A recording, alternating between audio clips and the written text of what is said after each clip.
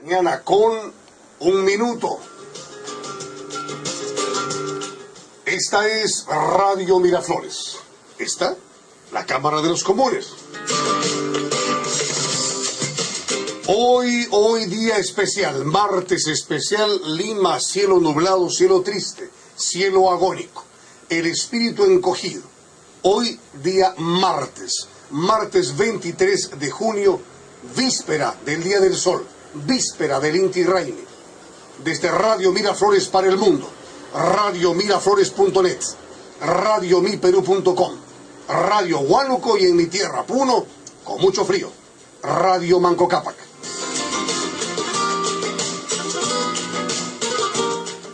Día especial, martes especial, con la visita anunciada hace unos minutos de la doctora Elian Karp de Toledo, primera dama de la nación, peruana por vocación, peruana por voluntad propia, cusqueña. Para mayor referencia, ella está aquí en Radio Miraflores y con ella en la Cámara de los Comunes vamos a analizar muy despacito, muy tranquilamente lo que significa el sentimiento, lo que significa la voluntad, lo que significa los Andes y el entendimiento entre todos los peruanos.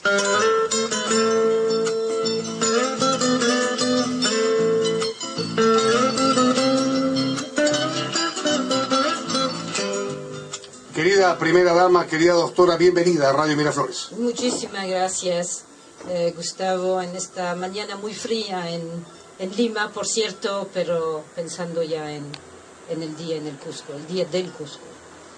Día del Cusco mañana, víspera del Inti Raymi. Sí, mucho quisiera estar, aprovecho obviamente esta extraordinaria oportunidad de estar aquí para saludar a todos los oyentes de esta radio en esta mañana, los que están yendo al trabajo y obviamente a todos mis paisanos cusqueños en su día.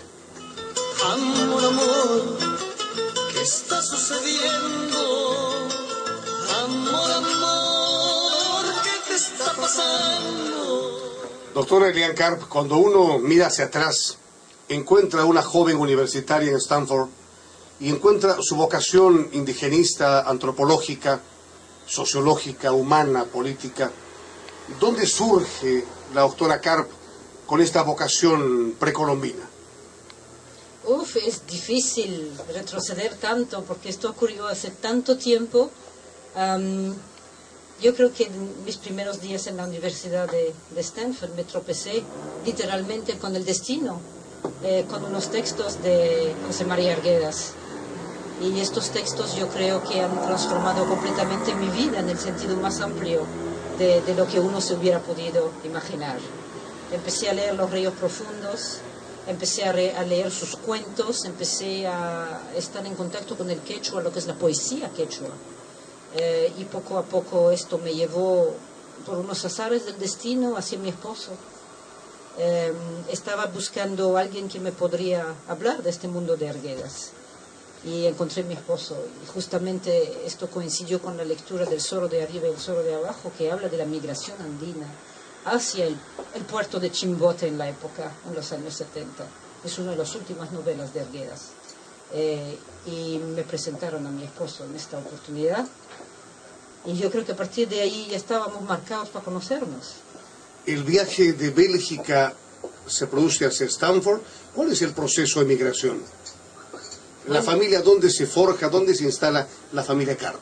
Bueno, yo nací en París. Mis padres sobrevivieron en circunstancias históricas del Holocausto y del genocidio alemán en Europa. Mis padres estaban en Bélgica cuando entraron los alemanes durante la Segunda Guerra Mundial. Eran niños, sobrevivieron a esto y cuando se casan ellos deciden ir a vivir como joven casados a Francia, a París. Yo nacido ahí. ¿Los padres casados dónde? En Bélgica. ¿En Bélgica? Sí, se casan. ¿En Bruselas? Sí, en Bruselas. Y de ahí ya deciden pasar a Francia y vivir en París, donde yo he nacido y he pasado la mayor parte de mi juventud y principio de mi adolescencia. ¿En París? Sí. Y luego la migración, el viaje a Stanford, ¿cuándo se produce? No, esto se produce ya en una forma mucho más tarde. Primero yo voy a vivir en un kibutz en Israel, en una comunidad, una cooperativa agrícola. Me aceptan luego en la Universidad de Jerusalén para hacer mis primeros estudios universitarios y es recién buscando dónde hacer mis estudios de posgrado que yo encuentro en la Universidad de Stanford. Los estudios universitarios primarios, los estudios sobre qué versaban, qué ciencia. Primarios. O sea, universitarios, inicialmente, la licenciatura. Lingüística y antropología siempre ha sido mi pasión. Siempre ha sido mi pasión. Yo no he ido a la universidad para buscar una carrera para hacer dinero. Jamás ha sido una consideración. Yo he ido porque parece que tenía una vocación temprana para esos temas. Y luego Stanford. Sí, Stanford ya es para la maestría y el doctorado. O sea, yo llego ya a los 20 años a Stanford. Ahí se produce el encuentro con Arguedas y con el presidente Toledo. Sí, o sea, un encuentro literario con Arguedas, pues desgraciadamente nunca lo conocí personalmente. Lo más cercano que he escuchado de él son sus canciones, porque él era un extraordinario músico también y sabía los huaynos, cantaba, y esto me emocionó profundamente.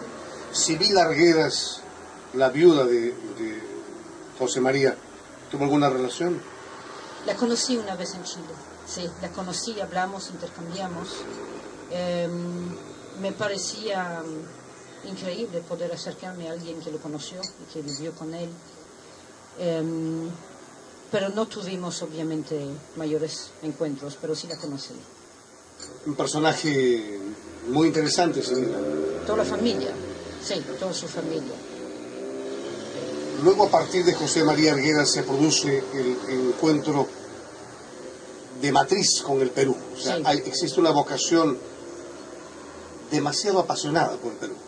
Yo creo que es una relación extremadamente apasionada, sí, no me cabe duda, con absolutamente todo, con su historia, con sus habitantes, con el idioma, con los idiomas, y luego con la población moderna, con quien hemos estado en contacto, pero continuo, durante los años de la presidencia de mi esposa. Es una relación muy especial. Existe el concepto de Perú desde la República, pero cuando un peruano de hoy, cuando un muchacho de 16 años o un chico de 18 años tiene ya su DNI, es mayor de edad, ¿hasta dónde tiene que retroceder en la historia para encontrar al Perú? Bueno, el Perú obviamente es una creación republicana, es una creación producto del proceso de los libertadores y un proceso relativamente artificial de formación de fronteras. El Perú es mucho más, para mí, que el Perú de hoy día. El Perú es evidentemente lo que fue el Tahuantinsuyo, lo que fue esa confederación de naciones. Yo creo que cada vez más estamos llegando a un concepto de lo que hubiera podido ser el Incanato y el Tahuantinsuyo como confederación de naciones, donde sí se respetaban las naciones que estaban anteriormente a los incas. Los incas es una revelación y una construcción histórica relativamente reciente. Antes de los incas hay muchísimos pueblos y naciones que se han afirmado y que obviamente entraron en choque o en colaboración o en cooperación con los incas, pero es un proceso histórico que podríamos decir remonta desde Chavín, ¿no? Desde Chavín. Desde Chavín, desde los pueblos asentados en la costa que encontramos como Caral, y yo creo que no hemos terminado de encontrar el origen y la formación del Perú. Encontramos todo el tiempo complejos arqueológicos. 5.000 años. Por ahora estamos en los 5.000 años. Yo creo que conforme va avanzando la ciencia y la arqueología, encontraremos más. Y nuestra historia remontará muchísimo más atrás. Y los incas es el resultado de todo eso. Los incas respetaron mucho más las culturas de cada lugar, de cada región. El Tahuantinsuyo, los cuatro suyos, ¿no es cierto? La totalidad de los cuatro suyos, la forma como el quechua está construido, cuando tiene este vocable que es el entin, N-T-I-N, que es un concepto englobante de lo que es la realidad. El Tahuantinsuyo es la realidad total de los cuatro suyos, es la propiedad del quechua, es absolutamente extraordinario en eso. Yo siempre me siento orgulloso, doctora Karp, respecto a mi origen puneño.